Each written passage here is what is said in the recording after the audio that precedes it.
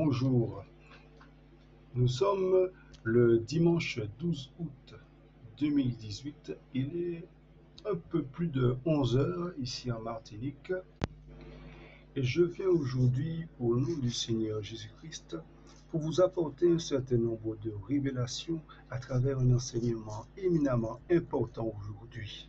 Afin de vous bénir, je vous demanderai une attention toute particulière au nom du Seigneur Jésus-Christ afin de vous laisser enseigner par le Saint-Esprit du Seigneur et afin que votre cœur et votre esprit soient touchés à cause de l'excellence de ces révélations.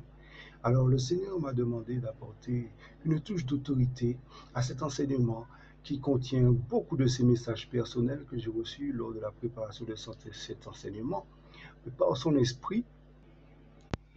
Et ces messages m'ont donc beaucoup touché, car le Seigneur a des choses importantes donc à vous dire. Alors le titre de cet enseignement aujourd'hui sera Babylone la grande prostituée. Alors cet enseignement comporte aussi également un certain nombre de songes avec les références bibliques parfois, afin que vous puissiez vérifier ce que le Seigneur vous dit, si ce que le Seigneur vous dit est bon ou si éventuellement ce n'est pas donc de la part du Seigneur. Mais quoi qu'il en coûte, les révélations sont libres d'être acceptées par tout un chacun. Donc on ne peut pas forcer les gens à accepter ce qu'ils ne veulent pas accepter. Alors que tout cela, en tout cas, qui a été préparé avec soin dans la sainteté, soit bon pour vous et pour tous, bien-aimés dans le Seigneur. Alors que la paix soit sur tout Israël et sur tous ceux qui soutiennent les combats de l'Éternel. Béni soit aussi ceux qui souhaitent venir à Yahweh aujourd'hui dans le saint nom du Seigneur Jésus-Christ.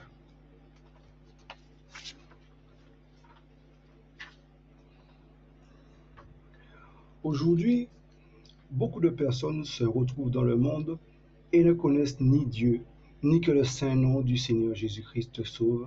Ils ne savent ni qu'ils sombrent, ni pourquoi, ni par qui, ni à cause de qui ils ont commencé à sombrer depuis longtemps. Ces gens pensent être libres alors qu'ils ne le sont pas. Pour la majorité d'entre eux, ils ont commencé une sorte d'éducation religieuse à l'église de Rome, à l'église évangélique, à l'église saxonne, à l'église anglicane, à l'église orthodoxe ou ailleurs, parfois très jeunes, en suivant le pas ou l'entrain familial. Mais ils ne se sont jamais plus que cela intéressés à Dieu, ni à le connaître pour être remplis de son Saint-Esprit qui donne la vie, pour porter du fruit, ni à véritablement songer en priorité dans leur vie à mettre sa volonté en avant systématiquement et à honorer ses commandements. Et pour cela qu'il faut être rempli du Saint-Esprit bien-aimé. Regardez ce qui est écrit dans Ésaïe 6 à partir du verset 8, lorsqu'un séraphin posa une pierre brûlante sous la langue d'Ézéchiel et une vision de l'Éternel assis sur son trône afin de lui permettre de recevoir l'appropriation pour ses péchés, afin que ses péchés soient expiés, afin qu'il soit rendu digne d'aller parler au peuple au nom de l'Éternel, pur, afin de pouvoir d'être rempli du Saint-Esprit de l'Éternel, afin de pouvoir annoncer à Israël tous ses péchés envers Yahweh et quels sont bien entendu les jugements que l'Éternel prévoit pour tous ceux qui ne se remplissent pas de son Saint-Esprit. Puis j'entendis la voix du Seigneur qui disait, « Qui enverrai-je et qui marchera pour nous ?» Je répondis, « Me voici, envoie-moi. » Et il dit, « Va et dis à ce peuple, entendez, entendez et ne comprenez pas. Regardez, regardez et ne discernez pas. Engraisse le cœur de ce peuple et rend ses oreilles pesantes. Et bouche-lui les yeux, de peur qu'il ne voie de ses yeux et qu'il n'entende de ses oreilles, et que son cœur ne comprenne, et qu'il ne se convertisse, et qu'il ne recouvre la santé. » Voyez comment c'est grave, bien-aimé. Je dis, jusqu'à quand, Seigneur? Et il répondit, jusqu'à ce que les villes soient dévastées sans habitants, que les maisons soient sans être humains et que la terre soit dévastée et réduite en désolation, jusqu'à ce que Yahweh ait éloigné les êtres humains et qu'une grande partie du pays soit abandonnée. Vous voyez, sans esprit. Et quotidiennement, ces gens, donc, ils vont après une foule de distractions plus ou moins personnelles. Et ils créent ainsi, avec un ou plusieurs modes de vie, familières avec leur propre personne, un ou plusieurs biens charnels ou de distractions, de hobbies, et qui versent directement dans leurs existences, et bien qui sont immédiatement liés aux démons, et aux démons qui sont des esprits impurs et de séduction, ce qui donne à Satan une emprise et la mainmise sur eux. Et à chacune des utilisations de ces personnes, de leurs biens, et qui ne sont pas encore sauvés de leur faux Dieu, à chacune donc de leurs distractions ou de leurs hobbies, eh bien ces gens ajoutent encore plusieurs d'autres nouveaux démons. Selon Dieu lui-même, il est un Dieu jaloux, et il exige d'être adoré lui seul. Et non seulement c'est pour nous libérer des chaînes du péché et pour nous sauver de la mort que véhicule sans le paraître la puissance du péché dans la chair depuis Adam et Ève par l'esprit du monde, qui est Satan, mais aussi afin que toute la gloire lui revienne, afin qu'il ait rétabli l'alliance entre l'homme et lui, conformément à ses espérances, permettant ainsi à l'homme de l'adorer lui seul en lui rendant toute la gloire, par le service qui lui est dû au sein de son Église et parmi les saints. Car nous sommes en communion les uns avec les autres, et le sang du Seigneur Jésus-Christ nous a lavés pour nous purifier de toute injustice. Est-il écrit dans 1 Jean, chapitre 1, verset 7. Et étant ainsi assujettis à Dieu, ils parviennent à porter beaucoup de fruits, après avoir été lavés de leurs péchés dans le sang de Jésus, et après avoir été sauvés de la mort et guéris de leurs maladies, et étant devenus purs et saints, et délivrés de leurs démons. Car ainsi parle l'Éternel, bien-aimé, il n'y aura point de ciel pour les impurs, mais de nombreux vers foreront leurs os, et un feu éternel les rongera. Ainsi parle l'Éternel. Et là ils se repentiront, mais mon Dieu ne les écoutera pas, parce qu'ils auront laissé passer cette chance. Car ainsi parle l'Éternel. Maintenant il existe un salut dans le nom de Jésus-Christ. Et certains de ceux qui ont accepté jadis Dieu dans leur vie, et qui avaient proclamé le nom du Seigneur Jésus-Christ, ne le font plus. Race fausse et perverse, est-ce l'Éternel que vous rendrez responsable, peuple insensé et dépourvu de sagesse? N'est-il pas ton Père, ton Créateur?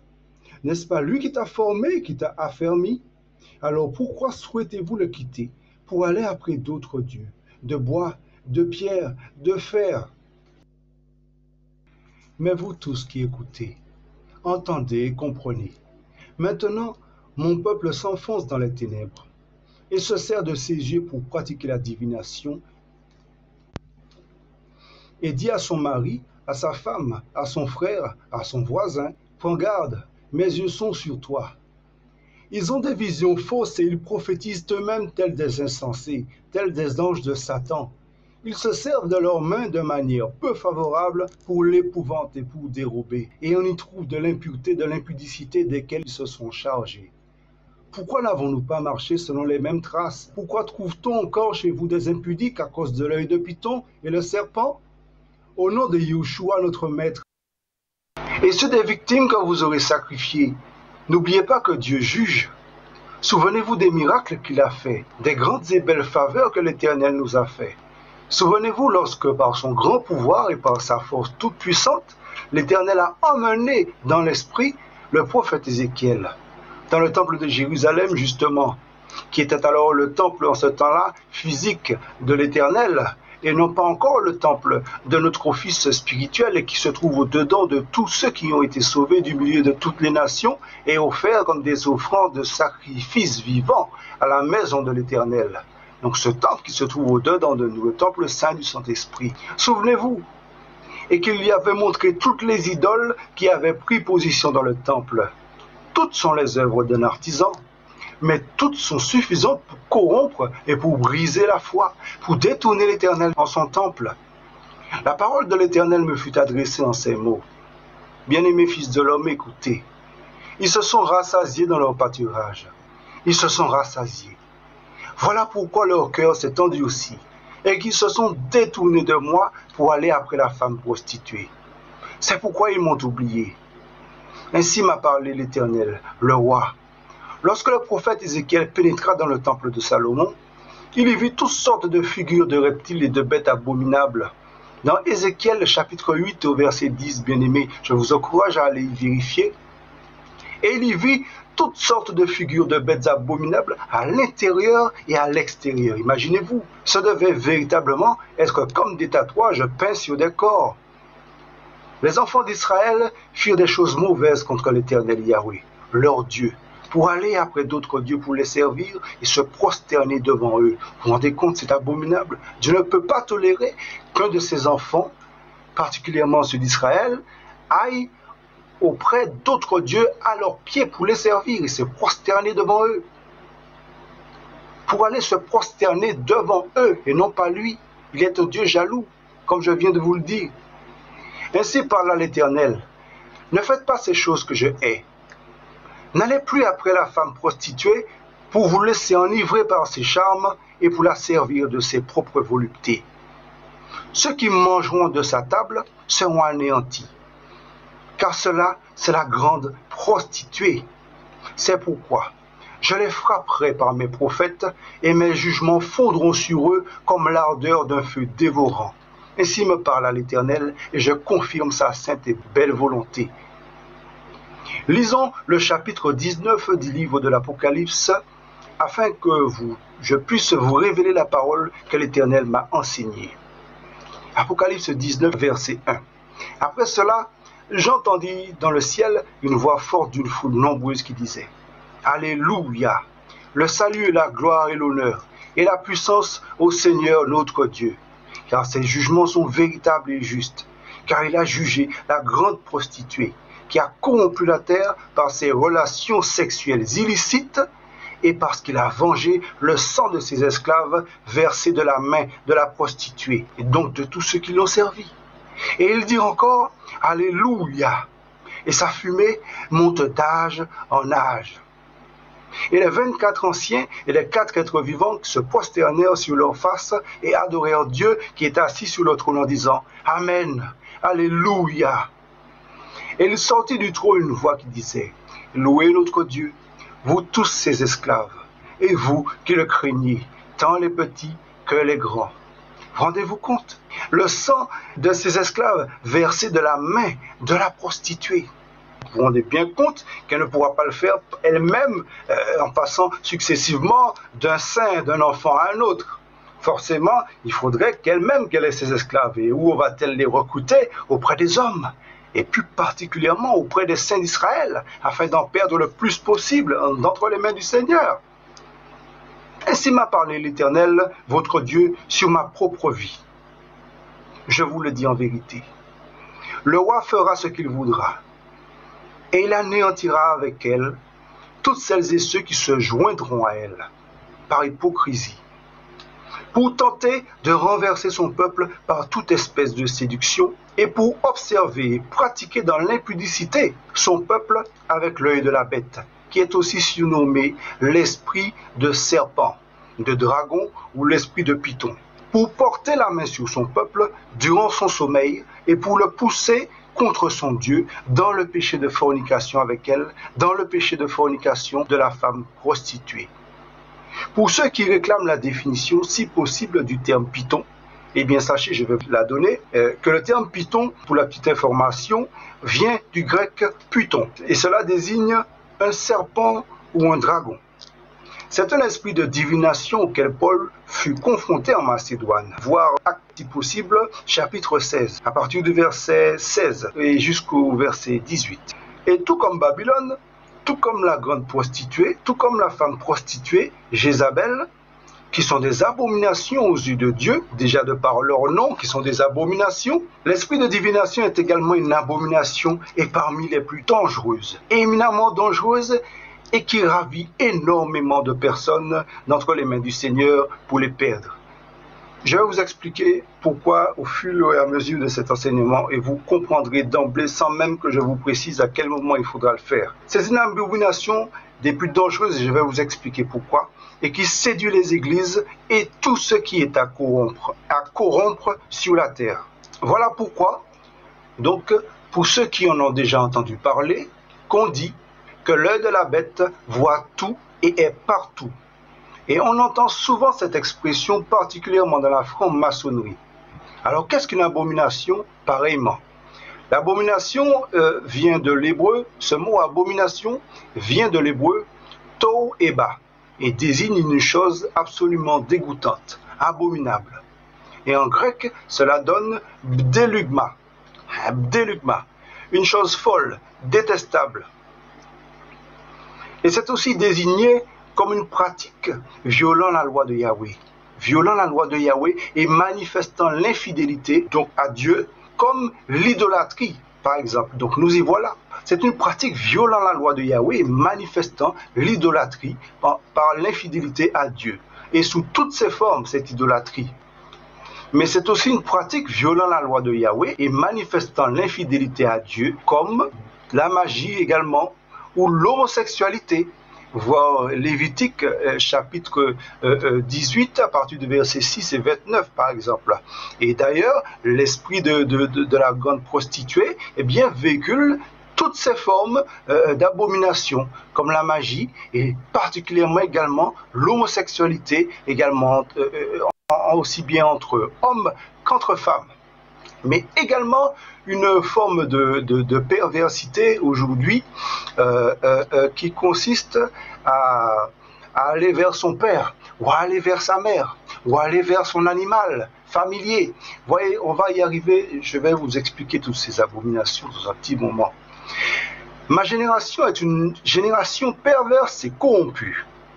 Tous les jours, bien-aimés, mes yeux sont séduits par toute espèce d'impurs et de sombres moyens qui se présentent à ma face, à ma vue. L'esprit de séduction, bien-aimé, est entièrement installé dans les églises et les restes d'Israël sont paralysés, déserts, égarés, et demeurent là, latents, ne sachant où donner de la tête, car ils sont remplis de confusion.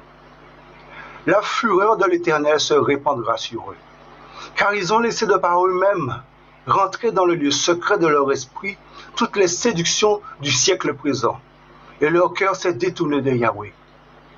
Israël, souviens-toi de toutes les épreuves que l'Éternel t'a fait traverser pour marcher dans le désert pendant 40 ans et pour enseigner à tes enfants afin de rendre le témoignage de la part de l'Éternel, afin de t'humilier et pour ensuite te faire du bien, si tu obéis à l'Éternel notre Dieu, et si tu n'abandonnes pas l'Éternel pour aller auprès d'autres dieux. Ainsi parle l'Éternel votre Dieu. Je vous jure que si vous le faites, que vous périrez. Je vous avais annoncé le conseil des prophètes et celui de tous les autres d'Israël. Vous briserez les dents des méchants, et vous briserez les autels sur lesquels on faisait des offrandes et sur lesquels on faisait des libations aux autres dieux. Mon peuple, tu as laissé rentrer dans ton cœur d'autres dieux. La femme Jézabel est obligée d'allaiter, et mon peuple lui sert de progéniture. Mon peuple s'est enfui de devant ma face pour qu'ensuite moi, je puisse le chasser. Mon peuple établit l'esprit de Babylone dans mon lieu secret, dans mon lieu saint, d'après la loi des hommes et des impies. Il faudra m'arracher de sa face afin que je ne la voie plus. Ainsi parle l'Éternel, le Dieu d'Israël. Écoute-moi Israël. L'Éternel m'a chargé de te dire que si vous le cherchez dans sa demeure, vous allez le trouver. Et si vous l'abandonnez, alors il vous abandonnera. Le serviteur n'est pas plus grand que son maître. Lisez Jean chapitre 15 au verset 20. Et souvenez-vous de ce que Jésus a dit dans Jean 15, 23. Celui qui me hait aussi mon Père. Souvenez-vous que Jésus a dit que nous serons calomniés, rejetés, bannis et toutes sortes d'autres choses, afin de présenter au monde sa sainte doctrine. Mais souvenez-vous, Israël, que si nous sommes rendus capables de recevoir tout cela, c'est parce que c'est sur lui que tout cela agit. Et que si nous recevons des coups, c'est justement pour le glorifier lui en les recevant.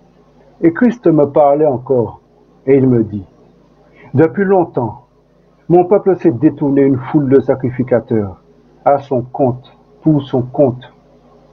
On lui enseigna à aller allaiter auprès de la femme Jézabel, plutôt que d'être enseigné et pour apprendre à rester auprès de l'Éternel et tout contre lui dans la fidélité.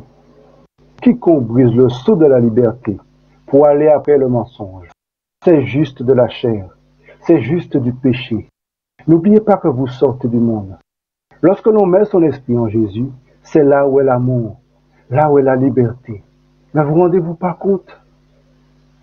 Ne vous rendez plus vous-même esclave du monde, pour rien. Et il y a toujours dans le même chapitre de Jean, au nom du Seigneur Jésus-Christ, d'autres passages, et Jésus le dit, dans Jean chapitre 15 au verset 16.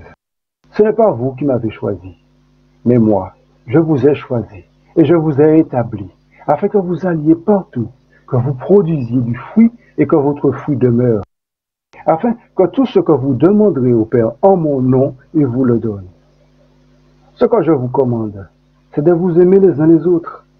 Si le monde vous hait, sachez qu'il m'a haï avant vous.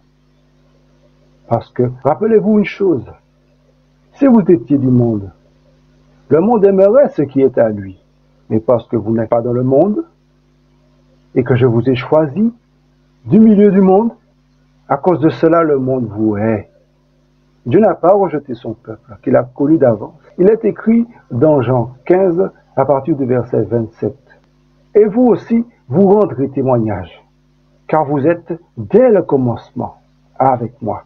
Alors cherche, toi qui ne crains pas Dieu, et je te jure que l'Éternel va vite trouver. Car il y a un reste, mes amis. Il sort tout juste du péché. Il y a un reste, à cause de la place que vous avez laissée, il y a un reste. C'est pourquoi que l'Éternel a dit, à vous dépouiller entièrement, et de toutes choses, et du monde, et non pas partiellement. Je vous le dis à vous, païens, je glorifie mon ministère, afin d'exciter, si je le peux, ceux de ma race, et dans l'espoir d'en sauver tout de même quelques-uns, si je subsiste par la foi. Je vous le dis, l'Éternel en a assez. C'est qu'une partie d'Israël est tombée dans l'endurcissement. Voyez, et sa parole est montée jusqu'à moi. J'ai vu un bateau. Ce bateau semblait faire partie du royaume de l'Éternel. Ce bateau flottait au-dessus des eaux, agité, car il y avait une tempête. Et il m'avait semblé qu'il attendait que la mer se calme. Car je sais que c'est l'Éternel qui attira sur vous, donc sur ce peuple que je ressentais, que je voyais tout autour, cette grande tempête. Voici, inopinément, cette tempête se calma. Je vis que ce bateau était porté sur les ailes du vent. Puis je vis ce bateau s'élever encore, et emporter jusqu'au ciel un jeune homme qui avait été préparé pour cela. Et je sais que cet homme, c'était moi. C'est comme si je me voyais moi-même sur le bateau. Voyez, mais pas avec mes propres yeux, je le sentais. C'est comme si j'avais les yeux du Saint-Esprit et je me voyais moi-même sur ce bateau. Car il y avait une pureté, une puissance, une grâce, je ne peux même pas vous la décrire. Ce bateau était rempli d'ailes d'anges, toutes alignées en suspension à l'abri sur le ponton du bâtiment et aussi autour du bateau suspendu dans l'air, tellement qu'il y en avait. Et je vis et crus que ces ailes avaient été préparées pour tous ceux qui étaient du territoire d'Israël. Il y en avait jusqu'au ciel et tout le long du chemin du retour qu'empruntait le bâtiment. Je fis la conversation à un ou deux anges qui se tenaient sur le ponton du bateau, mais ils ne parlaient que la langue de tel ou tel peuple. Alors, comme vous comprenez, comme s'ils attendaient des gens spécifiques, vous comprenez. Et je vis un ange qui me dit, entre. Et je remarquais que l'intérieur du bâtiment était bien plus grand et bien plus vaste que l'extérieur du bâtiment. C'est comme si vous rentriez dans un trou, et lorsque vous arrivez à l'entrée, vous vous rendez compte qu'il y a un monde absolument immense à l'intérieur. Vous voyez? Eh bien, c'était un peu comme cela.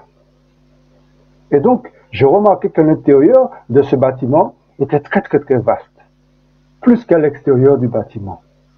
Et il était si somptueux, et tellement si grasse, avec des merveilleuses boiseries incrustées d'or et de velours soyeux et rouge sang partout. Il y avait tant de perles précieuses partout.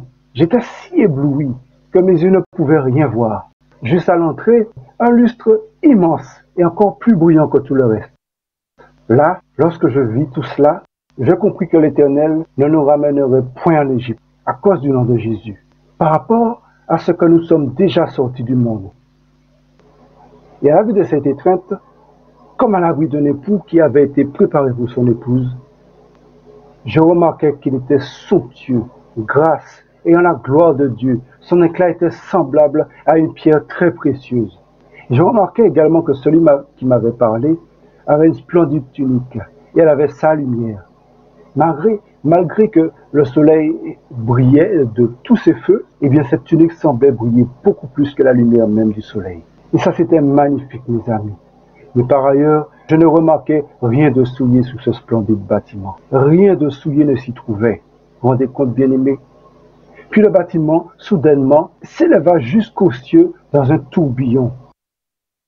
En vérité, je vous le dis, l'Éternel est vivant et votre âme est vivante. L'Éternel envoie Jésus en saint et pour toi, pour tous ceux qui désirent être sauvés. Le Seigneur Jésus-Christ, mes amis, revient bientôt. L'enlèvement va bientôt avoir lieu. Puis je regardai le bateau et il s'éleva.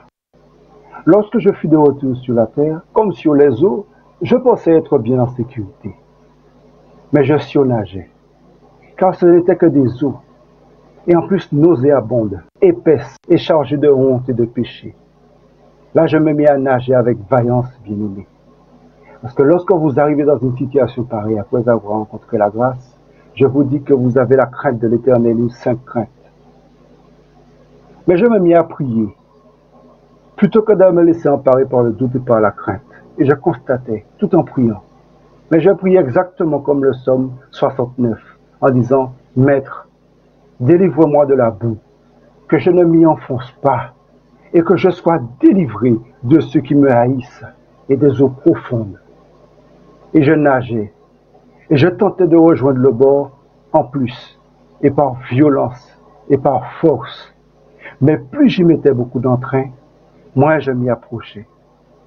Alors je connus que j'étais dans le désert, et que je ne pouvais pas même avancer en nageant, car il y avait des débris très très nombreux. Cela ne ressemblait qu'à de la boue sous sa forme liquide, jaunâtre et saumâtre, un peu comme de la bière expirée et de la graisse liquide mélangée. Et l'odeur, je ne saurais trop vous l'expliquer. Mais la mort, le péché, la fornication, la corruption de toutes choses, la domination, résume assez véritablement ce que j'ai pu constater en ressentant ces effluves nauséabondes. Puis je me dis en moi-même, cette nappe d'amertume et nauséabonde, ce n'est que du péché. Plus tard, je compris que c'était aussi des nations, des peuples et des langues, selon Apocalypse 17, 15. Et que ces ténèbres qui sont présentes comme une nappe de gaz sous notre voile céleste représentent aussi d'autres cités et d'autres dieux. Et ce sont des choses célestes et des ténèbres. Et le Seigneur m'apporta la révélation en me disant, mais ces choses ne sont plus qu'une ruine et un désert. Et que ceux aussi qui sont devenus des sorciers parmi les restes d'Israël ont fait alliance avec la reine du ciel pour aller y demeurer et faire la guerre aux saints et aux autres, c'est-à-dire ceux qui n'ont pas encore accepté le Seigneur Jésus-Christ. Alors, il faut donc que ceux qui croient en Dieu ne s'hésitent surtout pas à accepter Jésus comme leur Seigneur et leur Sauveur, car il se passe des choses extrêmement abominables. Puis, à être accompagnés immédiatement par ceux qui, dans l'Église, sont appelés les anciens. Alors, à l'ordre de l'Éternel, je regardais tous ces ténèbres, et selon la parole de l'Éternel, je les maudis, au nom de l'Éternel, selon son ordre, que je ressentais et que j'entendais. Et je nageais, j'essayais de trouver le bord, j'essayais de rejoindre une main, quelque chose. Puis je l'appelais, Seigneur, Maître. Et plus je l'appelais, Seigneur, Maître, moins il venait. Je priais et je voyais sa gloire apparaître, puis disparaître. Puis son esprit approuva, voyant enfin ma tristesse. Car à ce moment-là, mon esprit s'emplit d'une sainte tristesse. Non pas d'une tristesse de désespoir charnel, voyez, mais une sainte tristesse, avec confiance. Comme le psaume 51, au verset 19, les sacrifices à Dieu, c'est un esprit brisé. Ô Dieu, tu ne méprises pas un cœur brisé et contrit. Et je sentis son sourire. Et là, je sentis la paix. Car c'est fini, me dit la voix du Seigneur Jésus-Christ. C'est terminé pour eux, me dit l'Éternel. Ils sont morts. Et il acquiesça que j'ai maudit ces eaux, ces abominations, ces eaux abominables. Puis deux mains sortirent en face de moi, s'allongèrent. Et j'entendis la voix du Seigneur qui me dit en même temps, amoureusement dans ma langue, moi là, je suis là. Et comme pour me montrer son amour, Le Saint-Esprit me montra dans le livre de Matthieu 28 au verset 20 cette parole, puis dans le psaume 18 une autre parole. Et il me dit au verset 20 de Matthieu 28, et enseignez-leur à garder tout ce que je vous ai ordonné. Et voici, je suis avec vous tous les jours jusqu'à l'achèvement de l'âge. Amen. Comme pour que je sois rassuré encore et encore éternellement. Et pour m'avoir retiré des eaux, il me montra le psaume 18, donc, au verset 34. Il rend mes pieds semblables à ceux des biches, et il me place sur mes lieux élevés. Amen, bien-aimé. Le Seigneur est un Dieu consistant, et ses mains me retirèrent entièrement, et propre de toute manière, car ayant été lavé par le sang de l'agneau, j'étais vraiment pur et sans tache devant lui. Ses mains donc me retirèrent entièrement et me portèrent de nouveau devant l'Éternel, devant lequel j'avais pris position avant de sombrer, en face de son esprit. Et mon regard se mit à monter depuis le sol jusqu'au-dessus de ces eaux, de ténèbres, d'obscurité et de brouillard. Et je contemplais le désastre, élevé, avec crainte et tremblement envers mon Dieu. Cela s'étendait sur toute la surface de la terre, tout autour et aussi en dessous des cieux, car cela était comme de la fureur de la prostituée, et comme touché par les ravages de Dieu. Et je perçus, et je compris que cette horreur absolument désastreuse et calamiteuse annonçait une immense calamité. Elle s'embrasait même par endroits, à cause de tous ces débris de n'importe quoi. Des débris de fer, d'airain, de chair en décomposition, d'impureté, de sang impur, des troncs d'arbres, etc., des voitures même. Alors en dirigeant mes regards vers la terre et à l'abri dans le sein du Seigneur, je regardais le silence. Je regardais le silence, car il n'y avait que cela. Et je gardais ma bouche fermée, car c'était des choses honteuses. Mais je pouvais ressentir du point de vue spirituel du Seigneur, la signification de toutes ces choses. C'était un chaos, une dévastation, une ruine. Alors, bien-aimés, que ces choses soient arrivées pour nous servir d'exemple. Ainsi, que celui qui est debout prenne garde de tomber. C'est pourquoi, bien-aimés, que le Seigneur a dit, fuyez l'idolâtrie, fuyez le monde et tous ses plaisirs, fuyez les hommes qui vivent dans l'avarice, car c'est de la cupidité. Et plus tard, alors que je me tenais en dehors du temple de ma maison, sur les murs latéraux de ma maison, auprès d'un esprit bienveillant et protecteur, c'était un ange. Il dit d'un signe de la tête, lève les yeux et regarde un peu ce qu'il se passe. Et je vis, par la douce nuit du ciel, un immense démon, poursuivi par une terrible formation d'anges, et qui étaient tous grands et terribles, et qui volaient dans les profondeurs de la nuit. Dans le silence, je levai les yeux et j'aperçus cette scène magistrale. Il avait, ce démon, le même aspect que ces immenses eaux que je venais de traverser. Il avait des pieds palmés, une large et plate tête, et il comportait une large bouche avec des dents, et il était absolument terrible. C'était un esprit des eaux, bien-aimé, très puissant, qui corrompt beaucoup la terre et beaucoup le sein. Et ces anges étaient comme un vol d'aigle royal, impétueux, majestueux et impérissable. Il leur fit la guerre, et maintenant cette abomination était poursuivie par eux. Alors à ceux qui se demanderont pourquoi la guerre, sachez que c'est l'apostasie aujourd'hui, et que les gens descendent en masse. Ils descendent en masse en enfer, sans frein, bien-aimés. Ces anges me firent montrer. Et une voix semblait me dire, voyez avec quelle puissance ces anges l'ont pourchassé pour le péché. Et ils fonçaient dans l'air avec une puissance et une force extraordinaires. Mais malgré cela, l'abomination de séduction et de désolation semblait très motivée. Mais les enfants d'Israël, qui volaient par-delà le ciel, s'étant aperçus de cela, ils volèrent en une formation efficace de la race royale du trône de Dieu, me dit le Saint-Esprit. Et pendant que je regardais cela, Mon âme fut remplie et comblée d'admiration. Un le poussait par le milieu en le poursuivant à l'arrière, et 3 autres le pourchassaient, 3 de chaque côté, prêts à vivre avec moi selon les promesses de l'Éternel, pour le chasser de ma face, bien-aimé. Quel honneur, car ce sont des serviteurs. Et je vis qu'ils étaient prêts à le rencontrer, dans le but de le rabattre, soit d'un côté, soit d'un autre, selon où ils voulaient le chasser, à cause de l'Éternel. Mais je compris, c'est surtout à cause de moi qu'ils souhaitaient faire cela, afin que je voie, afin que j'ai toujours une lampe allumée devant l'Éternel, et pour que j'obéisse à tout ce qu'il m'ordonnera. C'est ainsi que l'Éternel m'en a parlé, et semblant prévoir l'iniquité de tous, je le dis malheureusement, car je vous le dis, si je vous donne force de détails ainsi, si je suis la personne que vous entendez parler ainsi, c'est parce que l'Éternel l'a voulu ainsi. Je crois que le Seigneur a voulu vraiment que mon ministère soit spécial, afin que j'apporte avec fermeté certaines de ces révélations en vue du retour du Seigneur et dans ces derniers temps que nous vivons. Et je vous le dis, en ce moment où je suis très attaqué, un certain trouble, je suis très attaqué par les esprits impurs, car je suis en train de vous expliquer des choses que le Seigneur a mis très longtemps à m'expliquer, à me détailler dans un combat spirituel très ardu, très ardu, avec une grande ardeur, bien-aimé. Alors comprenez, vous n'êtes pas encore au bout, mais il y a encore de nombreuses choses à découvrir. Écoutez bien la volonté de notre bienfaiteur, bien-aimé, que Dieu vous bénisse. Alors, ayant vu cette course-poursuite, je baissais de nouveau les yeux sur la terre et je regardais l'ange. Suivant le milieu de nous, c'est-à-dire entre nous, alors s'avança un homme chargé de la prostitution. Et il était armé d'une telle fureur qu'elle était montée jusqu'aux cieux.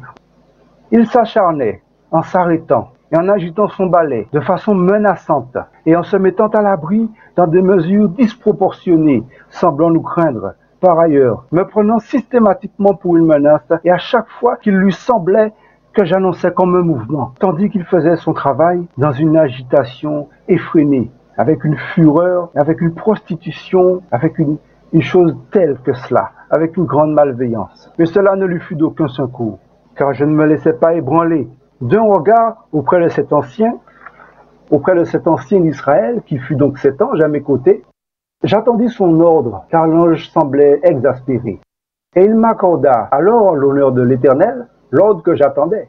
Alors je le liai, et je chassai ces démons dans le nom du Seigneur Jésus-Christ. Et il marcha au-devant de mon ange avec colère. Alors je repris, et au second mois, il ne s'apaisa point pour autant. Alors il regarda d'un geste le démoniaque, cet ange, et il s'apaisa. Bien-aimés, il faut que vous sachiez une chose. Nous sommes le dimanche 12 août de l'année 2018. Mais le Seigneur a accordé, avant son retour, une période particulière à moi qui suis son serviteur, par une prophétie, qui allait de 1 à 7 jours. Puis 7 jours se sont écoulés à partir du 1er juillet et jusqu'au 7 juillet. Durant ces 7 jours, beaucoup de frères et sœurs à travers le monde entier ont été éprouvés. Afin de décider, moi-même, j'ai été éprouvé par beaucoup de frères et sœurs qui se disent frères, mais qui agissent dans la divination et dans la sorcellerie, afin que le Seigneur puisse désigner véritablement qui définitivement il déciderait d'accompagner et qui reculerait définitivement de sa personne et qu'il chasserait jusqu'à les faire disparaître, bien aimés. Beaucoup de frères et de sœurs vivent dans la foi ne sachant pas ce que l'Éternel fait. Les voies de Dieu sont impénétrables. Ses projets sont ses projets. Il dit une chose, puis il fait une autre. Le Seigneur fait ce qu'il veut. Il fera ce qu'il voudra. Le roi fera ce qu'il voudra. Beaucoup vivent dans le monde ne sachant pas quels sont les projets du Seigneur, mais le Seigneur accomplit des choses grandes et merveilleuses et redoutables. Il y aura des surprises, bien-aimés. Comme il est écrit, il y aura beaucoup d'appelés, mais très peu d'élus. Tout le monde ne saura pas systématiquement à quel moment il aura été rejeté par l'Éternel avant d'atterrir dans la GN. Je vous le dis, bien-aimés, prenez vos précautions, vous qui avez accepté de choisir le Seigneur. Ne clochez pas des 2 pieds. Choisissez quel maître vous devez suivre. Ne servez pas le diable. Servez le Seigneur Jésus-Christ de Nazareth de tout votre cœur. L'Éternel lui seul vous le rendra. Nous poursuivons ainsi les enfants d'Israël qui volèrent par le ciel. Et là, je vous parle donc de ceux qui ont fait alliance avec la reine du ciel pour tromper l'amour de l'Éternel, pour tromper sa confiance, et qui célébrèrent en grand nombre et avec de grandes réjouissances. Ces 7 jours que l'Éternel avait créés en furent chargés de la fureur de ces prostitutions, de ces esprits des eaux dont je viens de vous parler, de ces dévastations. Ils en furent dévastés, engloutis, avec toute la joie de leur cœur et le mépris de leurs âmes, afin qu'en Babylone, ils puissent se produire et en piller les produits. Ainsi parle l'Éternel bien-aimé. Alors lorsque l'Éternel m'accorda de nouveau cette révélation, je répandis ma fureur sur eux, sur Israël, sur ceux qui avaient profané ces jours, sans tenir une seule semaine dans la foi pour le Seigneur, mais qui avaient préféré continuer de voler tous les soirs par le milieu du ciel, certains s'endormant, atterrissant çà et là, ne sachant vers qui se tourner, bien-aimés, complètement hagards et égarés.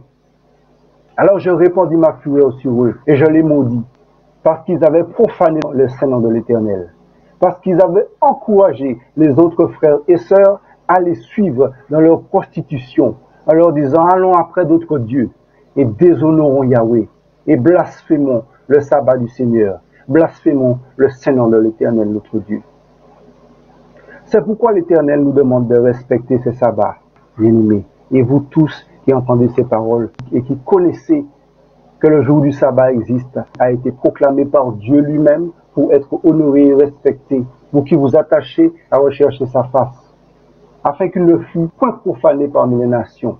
C'est pourquoi il nous demande de le respecter, l'Éternel, afin qu'il ne fût point profané parmi les nations, afin que les nations connussent que l'Éternel est notre Dieu, afin de ne pas provoquer sa fureur, afin que l'Éternel ne nous abandonnât point, après que nous l'ayons abandonné, par nos offrandes, par nos idoles.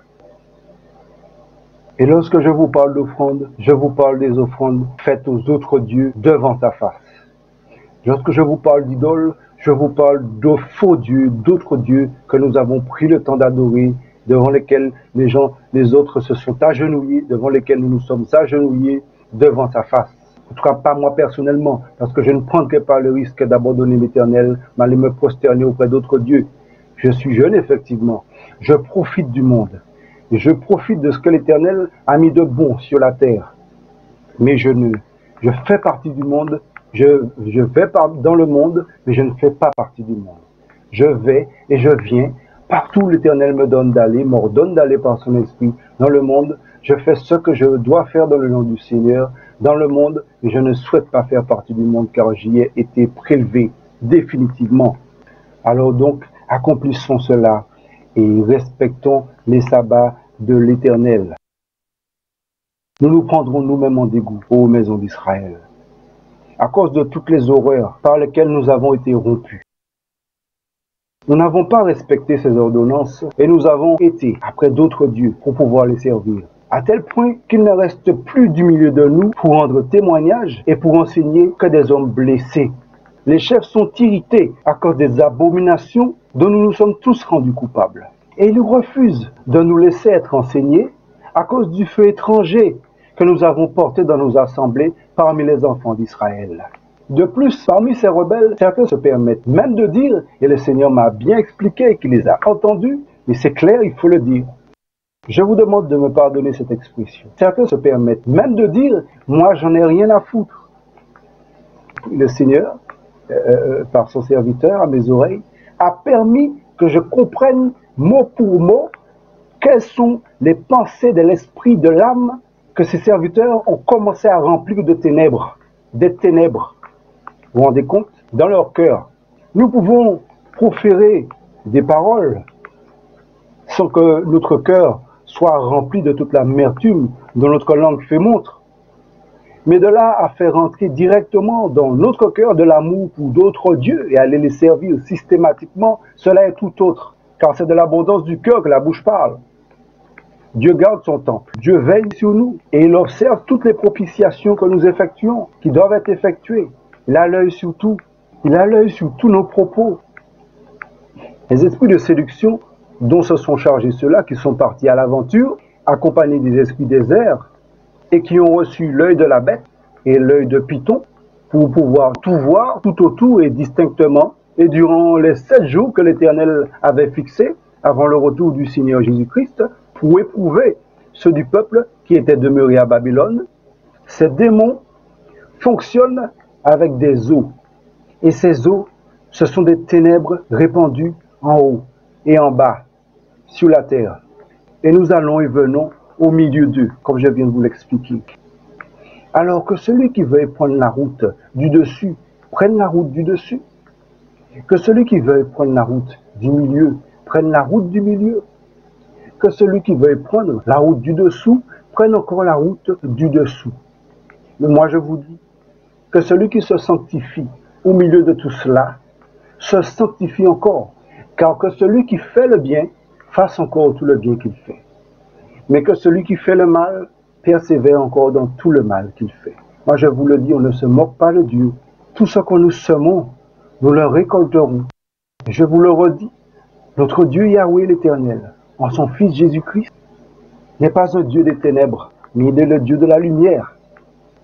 Alors c'est pourquoi Yahweh vous a montré que ces ténèbres, en forme des eaux, des impuretés des rois et des reines qui étaient restés à Babylone, recouvrent la terre tout autour et forment un voile en dessous des cieux.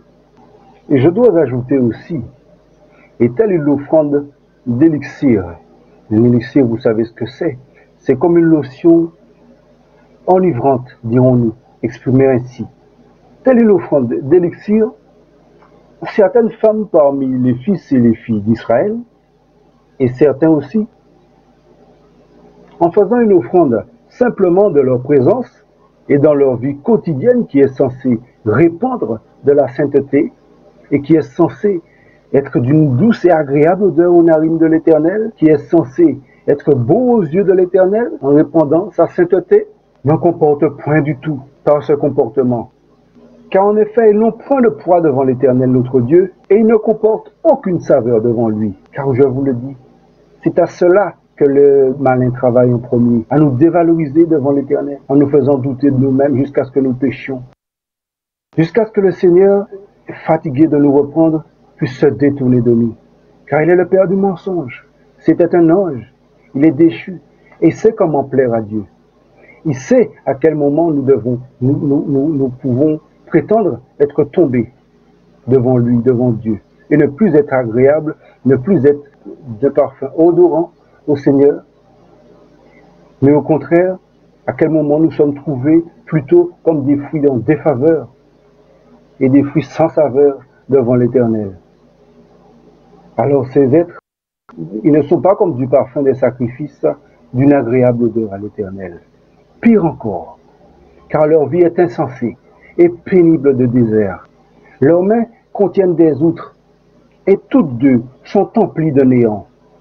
Toutes deux débordent, et chaque bassin qu'elles en forment ne respire que de la fureur de la prostitution, que la plus impudique des impudicités. Le désert bien-aimé, c'est Babylone. C'est le lieu où Jean vit la bête écarlate, pleine de noms de blasphème, ayant 7 têtes et 10 cornes. Comme il est déclaré dans le livre de l'Apocalypse au chapitre 17 et au verset 3. Lorsque l'Éternel m'a appelé de nouveau à part pour me préparer, en me parlant de la puissance de mon témoignage, je ne savais pas vraiment sur quoi c'était. Mais lorsque le Saint-Esprit se répandit encore une fois tout à l'intérieur de moi, je le vis bien-aimé. Ne nous livrons point à l'impudicité, comme quelques-uns d'entre nous s'y livrèrent. Car ces choses sont arrivées dans le but de nous servir d'exemple. Que celui qui pense être debout prenne garde de ne pas tomber. Ce sont toutes ces choses qui sont arrivées à Israël, depuis avant le prophète Ézéchiel même, mais jusqu'à nos jours, certainement. Lisons 1 Corinthiens 10, verset 8.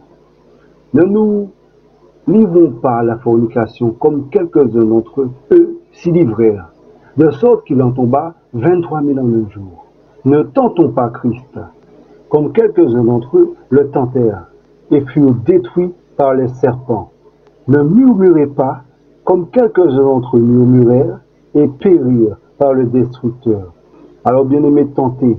Tenter est du grec pérazo, et désigne et signifie essayer si une chose peut être faite, éprouver malicieusement, astucieusement, pour prouver ses sentiments et ses jugements. Essayez ou éprouvez la foi, la vertu, le caractère par la séduction du péché. Sollicitez à pécher, infligez des maux dans le but d'éprouver. Ce terme est aussi utilisé lorsque les hommes veulent tenter Dieu en montrant leur méfiance par une conduite impie ou méchante, pour éprouver la justice et la patience de Dieu et pour le défier, pour le pousser à bout, pour le pousser à donner une preuve de ses perfections. Alors là, bien aimé, vous voyez, c'est complètement sans espoir pour celui qui se livre à ces abominations sans fondement. Car qui peut tenter Dieu? C'est une chose folle, voyez. Lisons 1 Corinthiens toujours, chapitre 10, mais à partir du verset 11. Or, toutes ces choses leur sont arrivées pour servir d'exemple. Et elles ont été écrites pour notre instruction, nous qui sommes arrivés à la fin des âges. Donc au verset 12, que celui qui pense demeurer debout prenne garde qu'il ne tombe. Amen, bien-aimé. Que celui qui pense être debout prenne garde. Il est si facile de chuter à Babylone, bien-aimé. Prenez toujours soin de marcher par l'Esprit du Seigneur, afin d'être accompagné dans chacune de vos entreprises concernant votre avenir, et particulièrement et premièrement pour votre vie sainte, pour votre vie de sainteté dans le Seigneur. Gardez cette exhortation pour vous, bien-aimés. Appliquez à cela scrupuleusement dans votre vie. Ces temps sont difficiles. Et ne tombez pas sous le coup et de l'ardeur d'un jugement de Dieu qui dévorera tous les rebelles. Ne devenez pas rebelles en négligeant que ces choses soient arrivées pour nous servir d'exemple et qu'elles ont été écrites pour notre instruction. Ne tentons pas Dieu, ne tentons pas Christ qui est Dieu, comme quelques-uns le tentèrent. Ne nous livrons pas à la fornication, comme quelques-uns d'entre nous s'y livrèrent, et ne murmurons pas contre le Seigneur. Car il est écrit au verset 13, « Aucune épreuve ne vous est survenue qui n'ait été humaine. Et Dieu qui est fidèle ne permettra pas que vous soyez mis à l'épreuve au-delà même de vos forces. Mais avec l'épreuve, il préparera aussi le moyen de sortir, afin que vous puissiez la supporter. C'est pourquoi, mes bien-aimés, fuyez l'idolâtrie. Je vous parle comme à des personnes intelligentes. Jugez vous-même de ce que je dis. Donc, au verset 15. Amen. Que Dieu soit béni pour l'excellence de ces révélations, bien-aimés. Alors, les eaux dont je viens de parler et qui sont emplies d'épaisses ténèbres, c'est la bête. D'après ce que le Seigneur m'a expliqué, m'a révélé. Toutes ces eaux, complètes, épaisses, c'est la bête dont il est fait mention dans le livre de l'Apocalypse au chapitre 13 au verset 1er, et qui représente l'homme impie et l'antichrist, qui représente la fureur de la grande prostituée, qui représente la fureur de la prostitution, la fureur de la corruption et du mensonge, la fureur de Babylone, donc répandue comme une chape tout autour de la terre et qui couvre toutes les nations, tous les peuples, toutes les langues. Selon le livre de l'Apocalypse, au chapitre 17 et au verset 15, ces eaux représentent la multitude des peuples qui seront séduits par elle jusqu'au temps marqué par le Père. Il y aura aussi un esprit d'antichrist et qui surgira depuis la mer, de laquelle elle doit monter. Et l'esprit de la mer, qui est souillé, c'est l'esprit de la grande prostituée. Alors, selon ce que m'enseigna le Seigneur, c'est elle qui féconde avec les rois de la terre et qui multiplie. Donc, je vous en parlais tout à l'heure, lorsque les jeunes femmes qui ont des rapports avec des hommes ou des maris de nuit accouchent, lorsqu'elles accouchent, spirituellement, ce sont ces progénitures qu'elles accouchent, pour ceux qui connaissent ces choses. Car beaucoup de femmes, aujourd'hui, ont des rapports avec des esprits impurs, avec des démons, et se retrouvent subitement, du jour au lendemain, dans des grossesses spirituelles. On ne dira pas grossesse nerveuse, car elles ont tous les symptômes de grossesse, mais ce qu'elles ont, ce sont des esprits à l'intérieur, ce qu'elles accouchent, ce sont des démons. Il est déjà même arrivé à des femmes d'avoir eu à accoucher des humanoïdes, une sorte d'êtres humains aux yeux noirs, complètement noirs, à la peau noire, vous voyez, avec des oreilles pointues, avec des dents de chauve-souris, avec des formes tout à fait inattendues. ou à accoucher de rien du tout simplement, en simulant un accouchement. On les voit comme ça, à pousser. Il y a un accouchement, qu'il y a un accouchement, mais il ne sort rien du tout. Et ce qui sort, en fait, du point de vue physique, comme ça, on ne voit rien, mais spirituellement, il en sort un esprit. Et ces gens, ils sont liés au diable irrémédiablement. S'ils ne recherchent pas la délivrance, ils deviennent des sujets du malin. Le diable se sert d'elles, de toutes ces jeunes femmes, pour tous ses besoins. Et ces enfants qui sont accouchés, ce sont les enfants issus de la grande prostituée. Issus de la grande prostituée, nous le disons comme ça, comme ayant remarqué qu'ils ne peuvent faire la volonté de Dieu. Et le Seigneur m'a montré par ailleurs ce que le diable en dit, ce qu'il se dit. Et il dit, puisque ces femmes ont eu des rapports illicites avec le malin durant la nuit, elles ne seront plus de la lumière, mais des ténèbres. Après cela, il va et il implore de pouvoir obtenir leurs âmes devant Dieu. Et Dieu, lui, selon sa volonté, selon que les victimes ne sont plus exploitables, eh bien, il exauce ses prières, tout simplement. Et oui, le Seigneur peut exaucer les prières du diable. Vous voyez, bien-aimés, ça peut surprendre plusieurs, mais le Seigneur ne se renie pas lui-même d'être Dieu juste et droit. Et alors ensuite, il se sert d'elles, comme n'importe quel objet, avant de le jeter. Dans un premier temps, dans le but de combattre avec eux, puis ensuite, il les combattra, tous, jusqu'à les tuer. Parce qu'il faudra bien qu'ils résistent. Certains ne résisteront pas, mais d'autres ont l'esprit peut-être plus ferme, un autre type de volonté. Il tentera, il les combattra jusqu'à les tuer. Alors que celui qui met sa confiance dans le Fils de la colère comprenne encore ce qu'il faut. Il n'y a plus de prix à placer sa confiance en un insensé qu'en lui. C'est un furieux, me dit l'Éternel. Et toute la terre en s'est confuse, me dit l'Éternel, et rendue infidèle dans le service de Dieu, et presque impropre, à tel point que l'apostasie règne. La foi ne peut pas être trouvée sur la terre tel que l'aurait certainement espéré le Seigneur, car il voulait que tous soient sauvés. Mais nous savons fort bien qu'un très petit nombre accédera au royaume de Dieu. Et donc toute la terre en est tellement confuse de ce furieux que Christ ne peut la sauver entièrement. Et même à cause des choses qu'il a souffert pour elle. Si vous marchez dans les ténèbres, comment pouvez-vous dire que Dieu vous aime et qu'il vous protégera? Si vous êtes souillé et que votre cœur est partagé, il est possible que vous éteigniez l'esprit et que votre âme atterrisse en enfer. Vous en porterez la peine. Lisez Osée 10. Vous en porterez la peine car vous aurez éteint l'esprit de la grâce. Il ne demeure plus de possibilité pour vous d'être sauvés. À partir du moment où vous attristez le Saint-Esprit, où vous le renvoyez dans son royaume, en le rejetant définitivement. Soit à cause de ce que votre cœur soit partagé et que vous marchiez complètement dans les ténèbres, ou alors après l'avoir refusé entièrement. Et donc après avoir blasphémé complètement sa volonté. Vous en porterez la peine. Et donc la bête qui monte de la mer est une interprétation prophétique et qui préfigure notamment l'apostasie. Et qui est donc en train de gagner du terrain aujourd'hui. Et sachez que l'apostasie gagne tellement de terrain que si nous n'étions pas des élus nous-mêmes, nous serions perdus. Nous serions même nous-mêmes obligés de retourner dans le monde. Elle existait déjà sur la terre avant même la venue du Seigneur Jésus-Christ. L'apostasie elle-même est le fruit du péché originel. Après le péché d'Adam et Ève, la corruption a gagné toute la terre. L'abomination de la corruption de Satan s'est étendue à toute chair, toute vie. Tout a été corrompu par le vice et le péché. La volonté de faire le mal, la volonté de Satan est rentrée dans tous les esprits. Toute la nature en est pervertie aujourd'hui. Et donc, l'apostasie existe, bien aimée, sur la terre avant même la venue du Seigneur Jésus-Christ. Et elle est éminemment dangereuse. Et nous en avons une interprétation tellement simple et basique qu'on emploie le mot apostasie sans véritablement savoir qu'est-ce qu'il en retourne, qu'est-ce que c'est et quelle incidence cela a sur nous, sur notre être, sur nos personnes.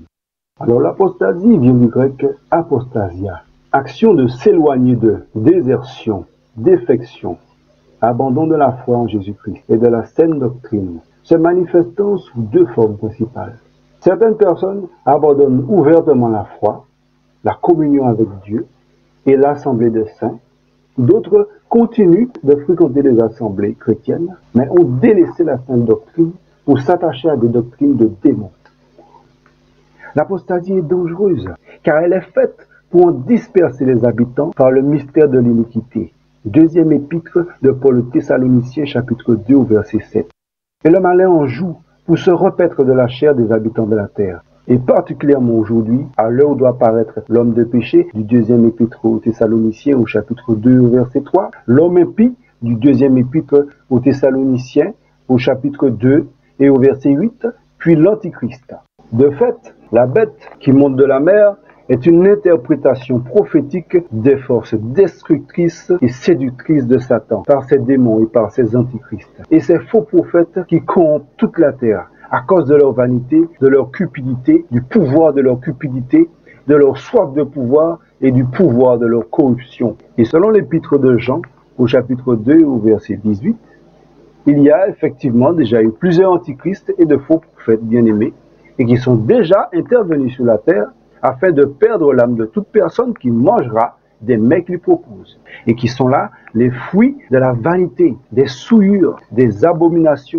Mais sachez, bien-aimés, ils descendent à la damnation éternelle. Et il n'y a plus d'espoir pour eux à cause de ces trahisons dont ils ne se repentent pas. Et quand bien même il y aurait parmi eux ceux qui se seraient repentis, sachez, bien-aimés, d'autant plus que parmi eux, il y a ceux qui par le sort, après y avoir été prélevés, ils y sont retournés. Et c'est comme si le peuple d'Égypte retournait tout entier en Égypte après y avoir été délivré de la mort et de Pharaon en personne, bien-aimés. Vous vous rendez compte? Alors que l'Éternel et Yahweh, notre Dieu, les a mis à l'ombre. Et bien que certains s'en furent de leur plein gré, tout de même détournés, après avoir été rappelés par la puissance du Saint-Esprit, afin d'être convaincus de péché, de justice et de jugement, c'était exemple parmi tant d'autres que nous devons retenir. C'est pour cela, pour notre grande méfiance envers nous-mêmes, qu'il est écrit que nous devons retenir également que l'Éternel est lent à la colère et riche en bonté. Gloire à Dieu, bien-aimé. Et retenons aussi cette belle parole d'Actes 10, 34, 35. En vérité, je reconnais que Dieu ne fait point exception de personne, mais qu'en toute nation, celui qui le craint et qui pratique la justice lui est agréable. Amen, bien-aimé. Pour être agréable à Dieu, il faut faire sa volonté. Cela, c'est la justice que Dieu aime. C'est ce qu'il affectionne tout particulièrement de la part de ses saints.